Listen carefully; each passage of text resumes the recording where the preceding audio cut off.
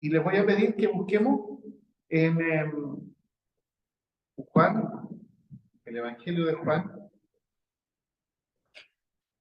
capítulo 17, y voy a leer la lectura desde el versículo 14 al versículo 18. Yo les he dado tu palabra, y el mundo los aborreció, porque no son del mundo, como tampoco yo soy del mundo. No ruego que los quites del mundo, sino que los guardes del mal.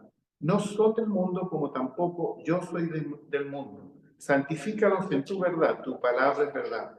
Como tú me enviaste al mundo, también los he enviado al mundo. Oremos. Señor, te agradezco nos des la posibilidad de realizar tu palabra, Señor, en este estudio del día de hoy con nuestros hermanos. Ayúdanos a orientarnos, Señor, en estos tiempos, a cumplir el rol en el lugar que tú nos pusiste, Señor, dentro de tu iglesia, como varones responsables, Señor, delante de ti, de la guía de nuestras familias y también, en especial, dentro de la congregación, de la guía también del resto de la congregación, Señor, en muchos casos. Ayuda a los varones que estamos acá, muchos quizás tú les tienes algún ministerio especial y si no, Señor, algún servicio especial en tu obra. Guíanos y dirígenos, Señor, en el nombre de Hijo Jesús. Amén. Bueno, si hemos estado hablando recordando, ¿no es cierto?, en el Antiguo Testamento, lo que ocurrió con Nehemías. Y Nehemías, viendo con tristeza y dolor el abandono en que se encontraba su tierra y en especial su ciudad, sus muros y el culto al Dios de los hebreos, pidió al rey persa poder ir con un objetivo, que era reconstruir los muros.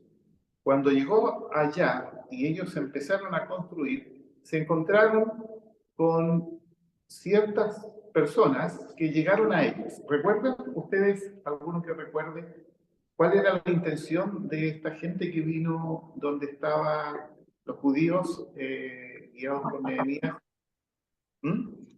Desanimarlos para no construir. Desanimarlos para no construir, ¿cierto? Pero ellos dijeron que no se iban a desanimar, no iban a hacer alianzas con los que pudieran venir precisamente a ayudarlo o a ofrecer ayuda, sino que iban a estar preparados para todos, con una mano o con una intención de reconstruir y con la otra de defenderse si fuera necesario. El pasaje que nosotros acabamos de leer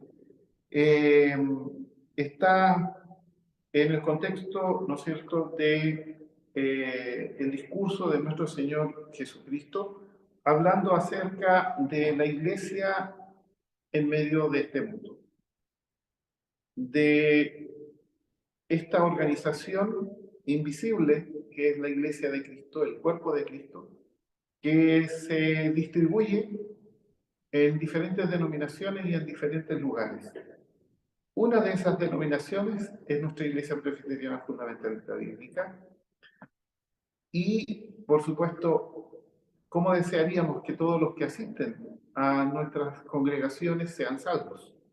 Y todas sean el 100% de los miembros, de los adherentes y de los que asistan, sean salvos.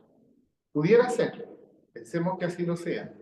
Entonces la iglesia de la cual el Señor habla está en este mundo, pero está en una denominación y está en una región y está en un lugar como es la iglesia de Coquimbo y Vallenar.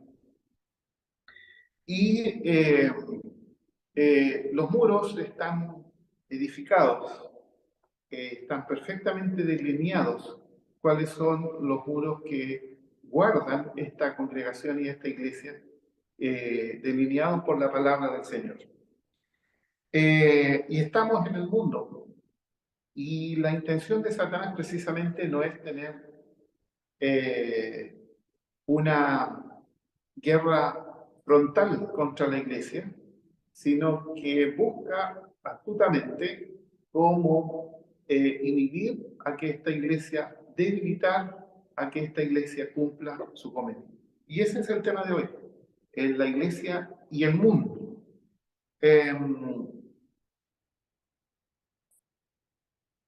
Había un hombre, Crispo, que fundó una iglesia en un lugar, y este hombre, después de muchos años, eh, eh, eh, se preguntaba qué era el rol que tenía que desempeñar la iglesia. Cuando nosotros que estamos en la iglesia y somos parte de la iglesia, nos vemos en medio de este mundo y podremos preguntarnos, aunque algunos se preguntan, ¿cuál es el rol realmente que la iglesia tiene que desempeñar en este mundo? La iglesia que nuestro Señor compró con su sangre eh, se diseminó en el mundo y, y respecto del mundo, esta iglesia visible, no la iglesia verdadera, la iglesia visible, a través de los años, muchas veces se ha, como un péndulo movido de un lado a otro. A ver, ¿cómo es eso? En el siglo IV, como un intento de marcar una diferencia, ciertas personas que estaban allegadas a la iglesia quisieron aislarse del mundo y a esas personas se le llamaron monjes. Estos monjes se retiraron de la sociedad para vivir en claustro o en monasterio porque consideraban que el mundo les hacía tener más tentaciones, estar en medio del mundo, y por lo tanto tenían que retirarse incluso de todo lo pecaminoso, y tomaron la decisión este grupo de personas de aislarse precisamente de la sociedad. Pero dentro de estas personas también hubieron unos pocos que se aislaron también o no estuvieron tan completamente aislados de la sociedad, sino que tuvieron un estilo de vida muy sencillo y que no se casaron, voluntariamente hicieron votos de pobreza, además de no casarse, y enfatizaron una vida de oración y de contemplación. O sea, ellos se retiraron también, pero sin enclaustrarse, vivieron una vida de contemplación, de meditación y de oración. Bueno, si bien es loable, ¿no es cierto?, que haya esta intención en algunas personas que eran consideradas cristianas de alejarse del mundo para huir de la tentación o llevar una vida privada de algunas instituciones como el matrimonio, que eran ordenadas por el Señor, precisamente para estar más cerca del Señor, según ellos, no corresponde al llamado que nuestro Señor Jesucristo hizo a la iglesia. Si bien ese sacrificio podría tener algún valor, pero no corresponde al llamado que el Señor hizo a la iglesia. Imaginémonos nomás que la mayoría de las personas que dicen conocer al Señor Jesucristo hicieran esto. Viviríamos en total aislamiento. ¿Quién iba a hacer la tarea de evangelizar entonces? ¿Quién iba o cómo se iban a refrenar los excesos de la sociedad? ¿Quién sería la luz del mundo o la sal de la tierra? Porque eso Cristo lo había enseñado acerca de su iglesia años antes que estas personas decidieran tener esta conducta de aislamiento, de contemplación o de alejarse de la sociedad. Vosotros, como dice nuestro pasaje, sois la luz del mundo. Es como si una ciudad que estuviera en una montaña, alguien quisiera ocultarla, porque las ciudades en esos entonces tenían una piedra de tal forma que la luz del sol reflejaba esa piedra y era como una luz que reflejaba a los visitantes o a los caminantes o a los viajeros para indicar dónde estaba la ciudad, detrás de las montañas. También dice, es la luz del mundo, es como la lámpara que se enciende y se enciende no para ponerla oculta, sino para que precisamente esté en un lugar de la casa que alumbre a todos los que están en casa. Así, de esa forma, una guía, un faro o una luz que alumbra a todos, brille vuestra luz delante de los hombres para que vean vuestras buenas obras, para que vean vuestra conducta y no les glorifiquen a ustedes, sino que glorifiquen a vuestro Padre que está en los cielos. Entonces, podríamos decir que este péndulo respecto de la opinión de los propios cristianos va de un extremo a otro en la historia de la iglesia, en la historia de este mundo, y un extremo, ¿no es cierto?, es precisamente estos hombres que voluntariamente se abstenían del matrimonio, hacían un voto de pobreza o se aislaban en el templo o en claustros o en las montañas de Qumran, ¿no es cierto?, etcétera, precisamente pensando como un sacrificio para abstenerse o disminuir la carga de tentación que pudiera tener su vida personal. Bueno, este aislamiento es evidente que no es lo que dejó el Señor Jesucristo, no fue el modelo que nuestro Señor Jesucristo dejó. El Señor no nos ordenó salir del mundo, ni tampoco oró para que saliéramos del mundo. Él oró por eso, al contrario, el Señor vivió en el mundo, comió con recaudadores de impuestos, comió con prostitutas, con ricos, con pobres, muchos de los cuales pusieron su fe en nuestro Señor. Después encontramos a Pablo precisamente en Atenas, dando testimonio públicamente de su fe, del Evangelio. Aquellos entonces podríamos pensar que se retiraron del mundo, no entendieron cabalmente las palabras del Señor Jesucristo cuando dijo, como tú me enviaste al mundo, yo también los he enviado al mundo.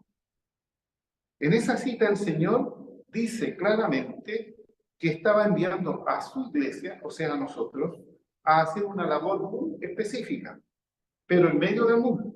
Y esa labor es la de ser sal y es la de ser luz. Vosotros sois la sal, vosotros sois la luz del mundo. Es obvio, entonces, por las palabras de nuestro Señor, que la función de la iglesia ha de cumplirse en medio de este mundo.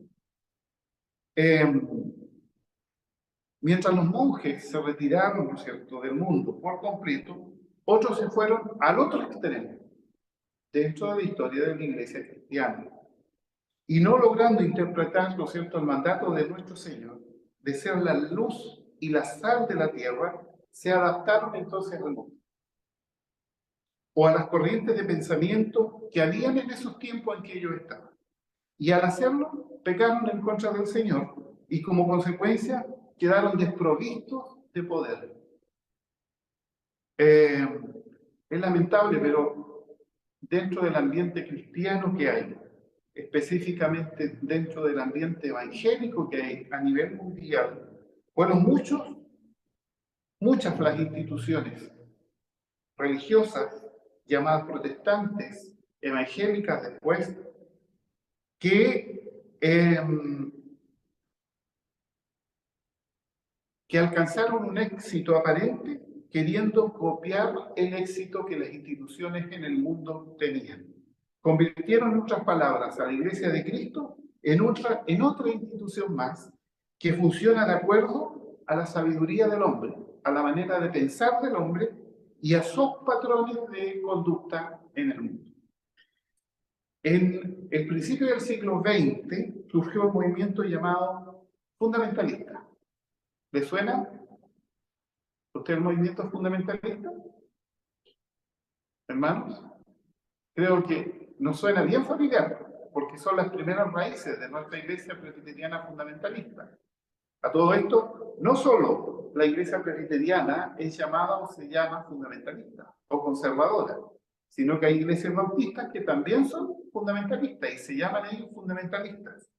Y tuvieron sus raíces precisamente en estas etapas del siglo XX, cuando aparece un movimiento dentro de las iglesias modernas llamado fundamentalista, como una reacción precisamente a el acomodamiento que la Iglesia cristiana estaba teniendo en este mundo, cómo se lograba acomodar en este mundo y dejar los principios bíblicos o la forma de conducirse que Dios nos declara en la Biblia, y lo mezcla o usa llanamente los mecanismos que el mundo tenía. Fue un acomodo de la Iglesia en el mundo, todo lo contrario de estos hombres que se aislaron, ¿no es cierto?, como mencionábamos delante.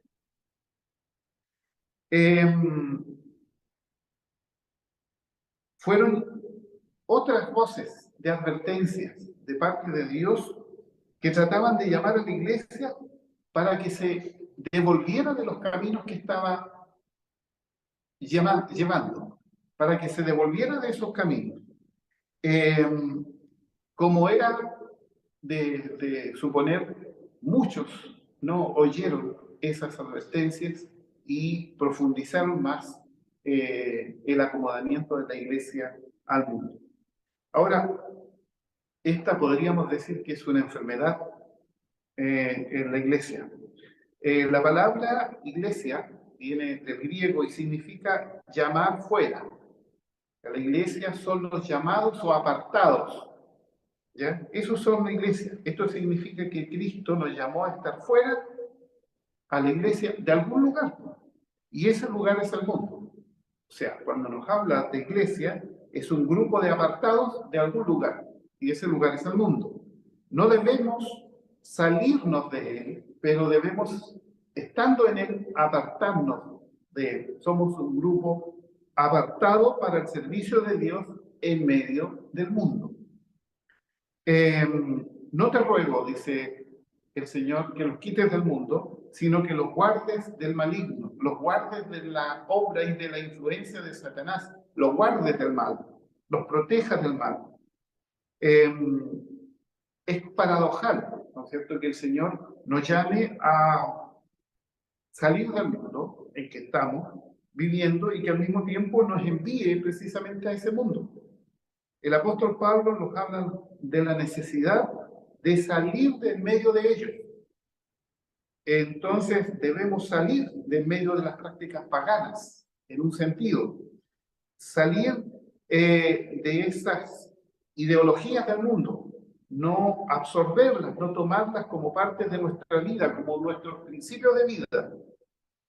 En ese sentido debemos salir del mundo, pero hay otro sentido en el que debemos seguir viviendo en el mundo y trabajando en medio del mundo, porque vivimos en el mundo. Pero ¿cómo estar en el mundo? Entonces la pregunta es si ser contaminado por él. ¿Cómo la iglesia está en el mundo sin ser contaminada por él? ¿Qué tiene que ver esto con los varones? ¿Por qué aquí estamos reunidos los varones? Bueno, ¿por qué no hay damas aquí? ¿Por qué los varones nos reunimos aparte muchas veces? O nos invitan a reunirnos aparte para tratar temas de hombres.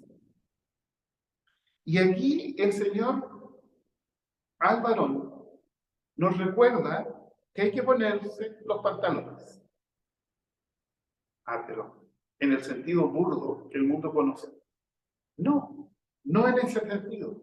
Es porque el hombre ha sido puesto con un rol muy específico en el mundo cuando fue creado, y la mujer también como complemento, ¿no es cierto?, mutuo, pero el hombre con sus roles y la mujer con sus roles, ambos iguales en dignidad, pero en la iglesia sigue siendo así. El hombre y la mujer tienen igualdad en dignidad, en valor son iguales delante del Señor, pero son un complemento. Hay diferencia, diversidad, pero complementarios. Ambos somos uno, pero no seremos complemento ni diversos si ambos fuéramos iguales.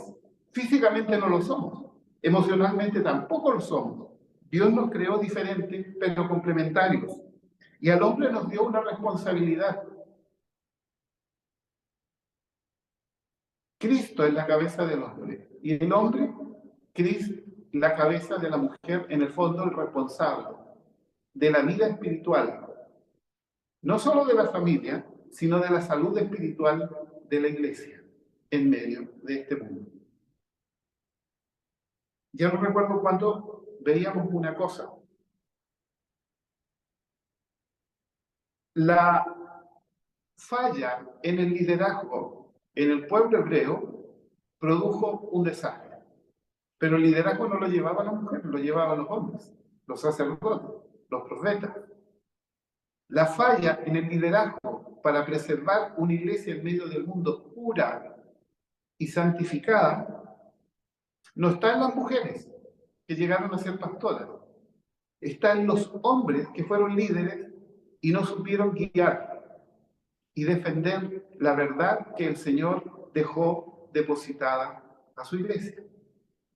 Recuerden, la iglesia del Dios vivo es columna y apoyo de la verdad. Pero si esas columnas se debilitan, la verdad sigue entera. Pero la columna se debilita y cae. ¿Quién entonces sostiene esa verdad? ¿Por sí sola? No, la columna la sostenía. Si no, Dios entonces hubiese enviado a sus ángeles a predicar el Evangelio. Pero nos dejó a nosotros, la iglesia de Cristo, para hacerlo. Y quienes tienen la responsabilidad de preservar que esa columna esté firme dentro de la iglesia son los varones, somos nosotros. ¿Cómo estar en un mundo entonces sin ser contaminado por él? Quizás, bueno, es como la piscina, es como el hombre que nada en la piscina, ¿no es cierto? Y lleva la boca cerrada, porque no puede llevar la boca abierta, porque si no se puede ahogar. Así nosotros estamos en el mundo nadando, pero podemos contaminarnos, por supuesto. La iglesia se puede contaminar si no toma en serio su responsabilidad que el Señor nos ha dejado. A ver, ¿cuáles fueron las causas entonces de esta enfermedad? Que la iglesia como un péndulo se ha ido en la historia de un lado a otro. Y nosotros, la iglesia presbiteriana fundamentalista bíblica, decimos públicamente, estamos declarando que somos una iglesia fiel a la palabra de Dios. Eso es lo que dice nuestro nombre. Iglesia, una congregación que se gobierna por un sistema democrático representativo llamado presbiteriano y que además creemos en las doctrinas fundamentales de la Biblia y las defendemos. Pero ¿dónde estuvo entonces el problema en la iglesia que se fue a un extremo del péndulo, ¿no es cierto? Allá cuando querían aislarse, y aún todavía existen pueblos protestantes, pequeñas agrupaciones que se aíslan en su sociedad y se apartan del mundo, o al otro extremo en que iglesias evangélicas se han mundanalizado a tal forma, ¿no es cierto?, que los principios del mundo son los que rigen esta iglesia. Y nosotros públicamente, los hermanos de la Iglesia Presbiteriana Fundamentalista Bíblica Santísima Trinidad y Emmanuel, varones, para varones, decimos públicamente que nosotros somos ese grupo que no se ha ido para un extremo ni al otro del péndulo. Pero entonces, convendría saber cuál es el problema de aquellos que se fueron de un lado al otro de este péndulo. Uno de ellos es el abandono de la enseñanza de la palabra del Señor, de la importancia central en la iglesia de enseñar la palabra del Señor. Un grupo muy grande de las iglesias abandonó este principio. Y esa fue una de las causas. Es como aquel, ¿no es cierto?, que le dio un infarto y sabe que tiene que dejar las grasas. Bueno, esa era la enseñanza que tenía que hacer, pero sin embargo sigue comiendo grasas. Es como el diabético que le dicen no tiene que comer azúcar o tanta azúcar concentrada y sigue comiendo torta. Entonces va a terminar con problemas, por supuesto. Bueno, así ocurre también con las iglesias que se fueron a un extremo del péndulo. Abandonaron lo central que es la enseñanza de la palabra del Señor. Porque la palabra de Dios es la brújula, ¿ya? Para las iglesias.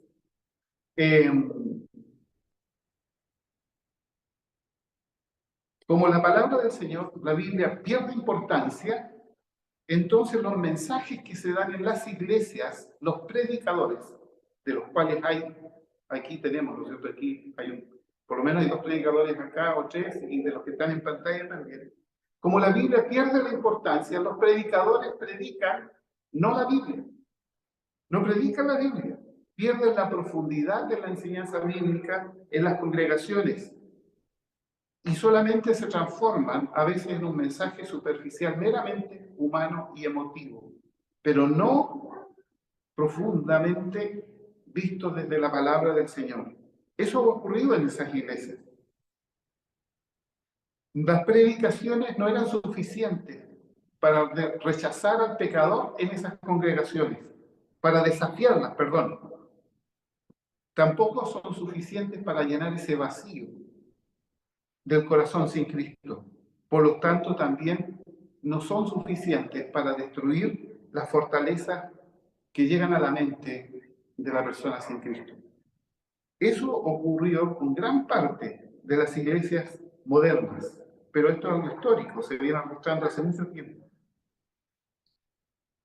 La predicación actual, de la cual somos responsables los varones, se ha llenado de importancia, pero con algo que tiene que ver más con el estilo de cómo predica, con lo que está de moda, con lo que se puede usar para predicar, más que con el valor que tiene en sí la palabra de Dios y el valor que tiene la palabra de Dios para transformar la vida de una persona.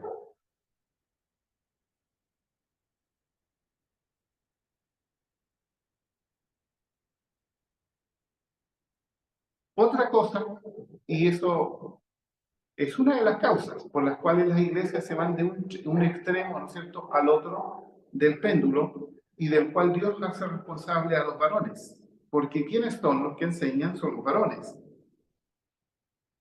La otra es la experiencia por encima de la palabra de Dios. La iglesia comenzó a enfatizar la experiencia del creyente por encima de lo que la palabra de Dios dice acerca de algunas cosas. A medida que las emociones empezaron a dominar a la iglesia, entonces el creyente perdió terreno respecto a la palabra de Dios. Ya no era gobernado el creyente por la palabra de Dios, sino que por sus emociones. Mientras Pablo insistía en que debíamos renovar nuestra mente para que no fuéramos amoldados al mundo, un gran sector de los creyentes decidió dejar sus cerebros fuera de la iglesia. ¿Se imaginan? Para no pensar, sino que solo para sentir. ¿Les parece raro esta figura? Que gran parte de la iglesia, que de un extremo se fue en el péndulo, a los extremos, dejó el cerebro fuera de las congregaciones. Ya no pensaban, ya no razonaban, ya no estudiaban, ya no usaban la mente, la inteligencia para entender la palabra de Dios, sino que entraron solo con su corazón, con sus emociones a las iglesias. Y lo uno, por supuesto, reemplazó lo otro, porque es más atractivo sentir, experimentar, que pensar, sentarse, meditar, orar y estudiar y extraer el tesoro de la palabra de Dios. Otro aspecto que la iglesia, otro factor de esta enfermedad, aparte de sacar fuera de la importancia, de lo importante que debe ser la palabra de Dios, de la experiencia mía por sobre lo que la Biblia dice, otra causa es la trivialización de la adoración. O sea, adorar a Dios en forma trivial, en forma liviana, en forma superficial, en un sinsentido para adorar. Y eso ocurre cuando el hombre minimiza la grandeza de Dios. Cuando el hombre minimiza la grandeza de Dios, la adoración genuina que él puede expresar al Señor se reduce, se corrompe, se hace simplona, y el pueblo de Dios no advierte dónde está la diferencia entre lo ordinario del mundo y lo extraordinario de Dios. No discierne entre lo bueno y lo malo. ¿Se acuerdan de Aarón cuando permitió que el pueblo de Israel, mientras Moisés no estaba, porque estaba en el monte Sinaí, el pueblo quería adorar a Dios, pero también quería adorar a sus dioses? Y como tenían poco a Dios, a pesar de todo lo que había hecho, porque su corazón todavía recordaba a los dioses de los egipcios y sus ceremonias y sus fiestas, entonces trivializaron la adoración a Dios y mezclaron lo santo con lo impuro. Y corrompieron su adoración y obligaron a Aarón, que no se mantuvo firme, a edificar un becerro de oro. Eso ha pasado hoy día con la adoración dentro de la iglesia. Se ha trivializado, se ha superficializado, se ha mundanalizado.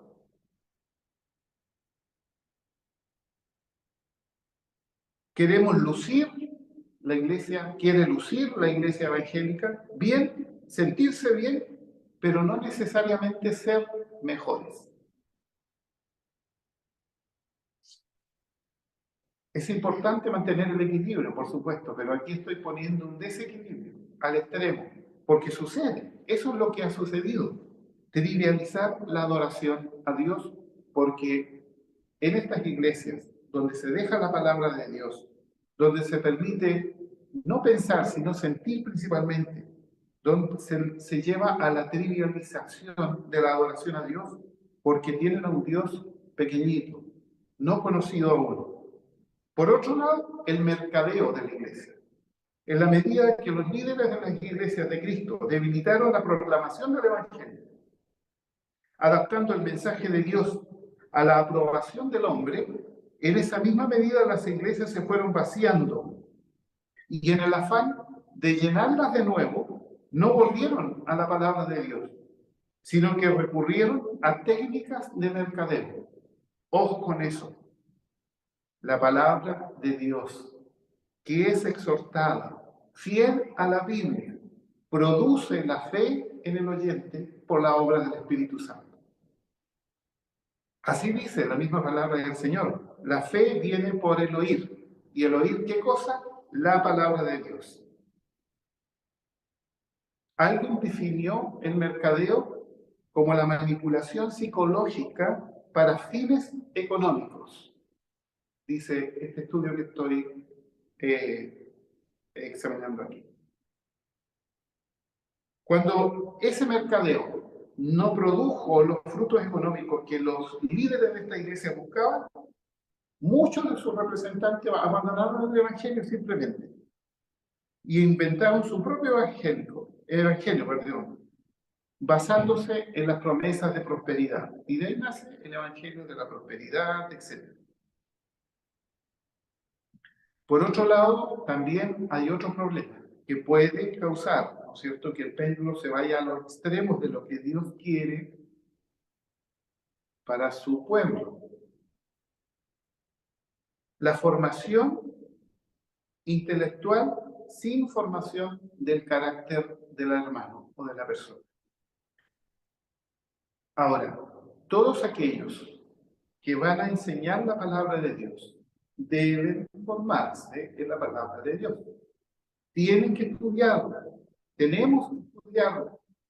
La palabra de Dios tiene algunas cosas que son naturales y fáciles de interpretar y de leer, y cualquier hermano de la congregación puede hacerlo. Hay otras que son más difíciles y que debemos tener cuidado y tiempo y un poco más de dedicación para poder, los que predican, los que enseñan, poder hablar de esas verdades. Pero hay otras difíciles de entender que necesitan mayor tiempo, esfuerzo, dedicación y sobre todo oración, sentido común y mucha atención para no enseñar algo que no debemos enseñar. Y hay otras que simplemente es imposible que podamos comprender porque el Señor se ha reservado misterios en su palabra. Y no sacamos nada con dar diferentes interpretaciones. Pero ¿quiénes son los que enseñan? Una vez más, los varones de la iglesia. ¿Enseñan las hermanas? Sí, en la escuela dominical. Yo no estoy, como algunos, ¿no es cierto?, excluyendo a las hermanas de la enseñanza. Pero la responsabilidad esencial de la palabra de Dios no es de las damas. Ellas pueden hacer estudios, claro, ni un problema. Pero es el varón el que tiene que tener las cosas claras. Así que, hermanos varones, la responsabilidad es nuestra de que estos muros sean construidos en base a la palabra de Dios y no dejarnos engañar por aquellos que quieren engañar a la iglesia y que se van a acercar de diferentes formas. Y una de ellas es pensar que la capacidad intelectual y el conocimiento intelectual de la Biblia es suficiente para el sostén doctrinal de la iglesia. No es suficiente, porque hay teólogos perfectamente que tienen una inteligencia extraordinaria.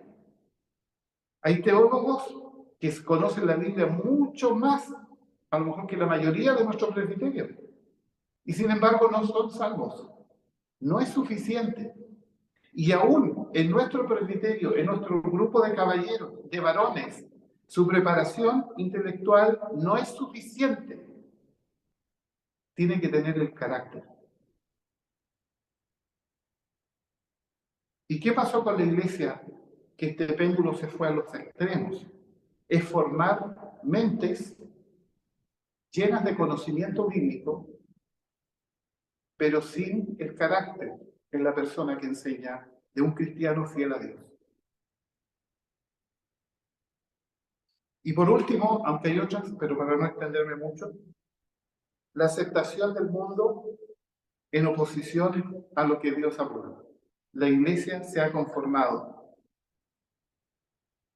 de tal forma que agrade más al mundo de lo que agrade a Dios. Le interesa mucho.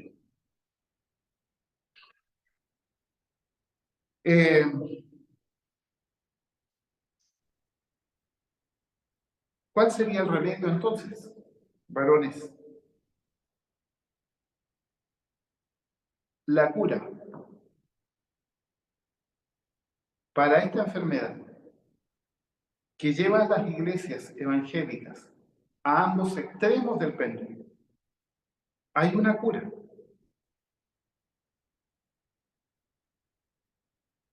¿Qué hicieron los judíos entonces cuando le llegaron a proponer una sociedad para reconstruir los muros? Y no solo los muros, sino para conformar y organizar después la sociedad de ese pueblo judío. ¿Qué hicieron ellos? ¿Qué hicieron los judíos? Se aferraron a Dios. Se aferraron a la palabra de Dios, a la obediencia a la palabra de Dios. No hicieron caso de las sugerencias que le estaban diciendo, ¿no es cierto?, el resto de los pueblos. Aunque le ofrecían ayuda, ellos dijeron no. Suficiente tenemos con lo que Dios nos ha dicho en su palabra para construir solos los muros y el templo, el lugar de adoración a Dios. Y pusieron manos a la obra y también la otra mano en la espada, por si era necesario defenderla. Varones, somos llamados dentro de la congregación a trabajar para llevar el Evangelio adelante mediante una congregación sana en doctrina, sana también en vida espiritual, en hombres sanos en vida espiritual, en enseñanza bíblica. Porque el mismo Señor dice en Juan 17:17, y lo leo nuevamente: santifícalos en tu verdad, tu palabra es verdad. La cura entonces para la enfermedad de la iglesia, para evitarse irse de un extremo a otro, que está esa cura, y depende la sanidad de una iglesia de los varones, está ahí en Juan 17:17. Perfecciónalos en vida espiritual y que va a traducirse en una conducta santa en tu verdad. Tu palabra es verdad. El verdadero instrumento de santificación y madurez de la iglesia es la palabra de Dios. Es lo que puede ayudarnos a mantenernos separados del mundo aún estando en medio del mundo. En Efesios 5 dice algo así, dice Efesios 5, maridos, amad a vuestras mujeres, así como Cristo amó a la iglesia. Y se dio a sí mismo por ella, para santificarla. La purificó mediante el agua, con la palabra de Dios, a fin de presentársela a sí mismo pura, una iglesia en toda su gloria, sin ninguna mancha ni arruga, ni cualquier cosa semejante, sino que fuera, o para que fuera santa e inmaculada. Aquí hay un consejo de paso. Maridos, esposos, amen a sus mujeres, a sus esposas, así como Cristo amó a su iglesia y se entregó a sí mismo por ella. Aquí nos habla de la santificación en este texto que ocurre por medio del lavamiento del agua con la palabra.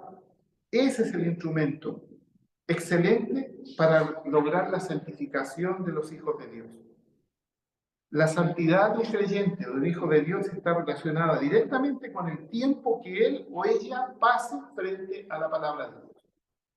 Sus oraciones sin la palabra de Dios no lo van a santificar. El hermano, el pastor Ángel Calderón, yo siempre me acuerdo, cuando él decía, en la iglesia presbiteriana nuestra pueden haber dos monstruos. Un monstruo es aquel que tiene la cabeza muy grande y un corazón chiquitito. Y el otro monstruo es aquel que tiene el corazón muy grande y una miniatura por cabeza. Y eso no debe ser.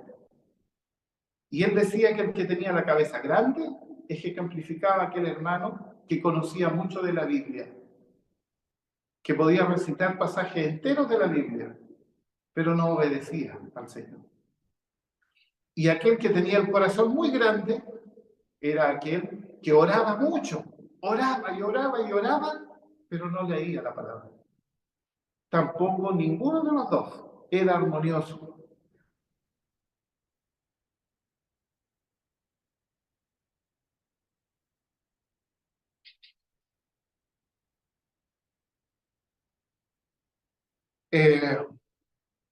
Para finalizar, solo recordar que la iglesia llamada evangélica o cristiana en el mundo sacrificó su santidad y la cambió por lo relevante. O sea, la iglesia cristiana en el mundo, a medida que fue pasando el tiempo, trató de imponerse en el mundo por la importancia que ella tenía. Y vemos ejemplos extremos, ¿no es cierto? Como la iglesia católica, que es llamada cristiana, llegó a tener tal poder e influencia en los gobiernos y en los países donde estuvo. Así ocurrió también con el protestantismo. Comenzó como algo genuino, distribuyó e influyó el resto del mundo occidental con los principios de la palabra de Dios. Pero hoy día, ¿no es cierto?, si ustedes viajan a esos países que fueron protestantes y que son los ricos y prósperos hoy en día, para ellos la Biblia es solo mención de algún Dios que logró existir en la mente de los pioneros, pero nada más. La iglesia de hoy quiere ser relevante, importante, pensando que el mensaje que tenía a Cristo como centro fue atractivo para los que vivieron antes, pero no es atractivo ni es importante para la generación de hoy día, sobre todo cuando hoy día vemos al mundo y a las nuevas generaciones no querer nada con aquel llamado Cristo o Jesús o el Dios de la Biblia o cualquier cosa que se llame religión. Fue importante para otros tiempos.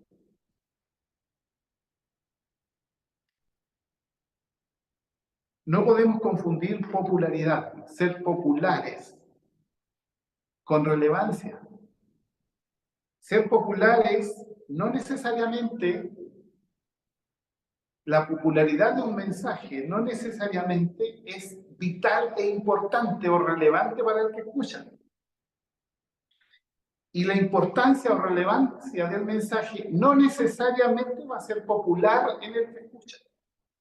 El mensaje del Evangelio de Cristo no es popular, pero es vital, importante y relevante para el que va a escuchar. Si queremos ser populares, hermanos, y atraer a multitudes como los artistas del mundo, es una cosa. Pero si queremos ser fieles representantes del mensaje del Señor, es otra cosa. El líder, el varón, que se dedica a ser un fiel exponente de la palabra del Señor, siempre será relevante para esta generación y para las futuras generaciones. No nos olvidemos que predicamos no un mensaje de hombres, predicamos el mensaje de Jesucristo. El trabajo no lo hacemos nosotros. De repente perdemos un poco de orientación. El trabajo absolutamente lo hace el Señor. Pero hermanos, si nosotros somos los que vamos caminando, somos nosotros los que llevamos los tratados para allá, somos nosotros que viajamos kilómetros para llevar el Evangelio, sí. Pero eso no lo haría si no es el Señor el que pone el querer como el hacer en su corazón. Es el Espíritu Santo el que a nosotros nos hace querer ir. Es el Espíritu Santo que nos da los medios para ir. Es el Señor que nos da la energía para ir. Y también es Dios el que da las palabras para hablar el mensaje de Cristo. Y más encima es ese mismo Dios que nos transformó a nosotros, el que transforma el corazón de piedra en un corazón de carne. Así que el trabajo no es de nosotros. El trabajo todo lo hace el Señor para su honra y su gloria. Varones, tenemos que aprender eso. Porque en general los varones somos muy caudillistas. Dentro de la iglesia, dentro de la sociedad de caballeros, puede ser. A lo mejor no se nota cuando hay 2, 3, 4, 5, pero cuando hay 100, sí se debe notar, yo me imagino. Los varones de por sí, el Señor nos puso un cierto espíritu de osadía, de valentía, por decirlo así, etcétera. Pero eso es tan fácil de que nuestro corazón se llene de orgullo cuando hacemos las cosas bien, cuando hacemos las cosas como Dios quiere que se hagan. Pero cuando nos encontramos que el mérito es de Dios, que Él es el que puso en mí la vida, el que puso en mí la intención de querer hacer las cosas, el que puso en mí el deseo de ir y de hablar, y más encima de transformar el corazón de aquel que yo le hablé, entonces el Señor se glorifica en su iglesia. La iglesia, nosotros, los varones, debemos recordar que nuestro mensaje es una obra sobrenatural de Dios, que aquel a quien servimos, ¿no es cierto?, es eterno, es infinito, y cada vez que mencionamos la palabra del Señor a un mundo finito y temporal, el mensaje es vital para ellos, es relevante. El Dios a quien servimos es la respuesta a cada vacío de vida de un corazón sin Cristo, a cada sufrimiento, a cada insatisfacción del ser humano. Y eso hace que el mensaje sea relevante y vital. Algo relevante es algo importante, es algo significativo, sobresaliente, excelente, adecuado y propicio para ese momento. Así es el Evangelio que el Señor nos ha dado a nosotros, varones, para predicar y extender. Cristo, nuestro Señor lo dijo, el cielo y la tierra pasarán, pero más mis palabras no pasarán. Cada vez que la iglesia buscó en el mundo instrucción para saber cómo ser iglesia, en el mundo ideas para saber cómo ser iglesia, los resultados fueron desastrosos. La idea de la iglesia no surgió en la mente de los hombres. La idea de la iglesia tampoco surgió en la mente de un cristiano siquiera comprometido, sino que surgió en la mente de Dios, del Señor. Por lo tanto, solo Él tiene las respuestas a todas nuestras interrogantes. Así que, varones, de diferentes formas, la vida del varón cristiano puede ser influida para apartarnos de la voluntad del Señor y de obedecerle, así como los incitadores se acercaron a Nehemías y a su pueblo para precisamente destruir esa obra e impedir que se hiciera. Ya vimos las causas, cómo vienen o cómo pueden llegar a la vida de una iglesia para llevarla a un lado o a otro lado del péndulo. El Señor quiere que seamos equilibrados y esa responsabilidad no se las dio a las hermanas, se las dio a los varones, a nosotros. Y de eso tenemos que dar cuenta, hermanos, cuando el Señor nos llame a su presencia y nos diga cómo trabajaste, pero cómo defendiste también con tu espada. Que el Señor nos bendiga.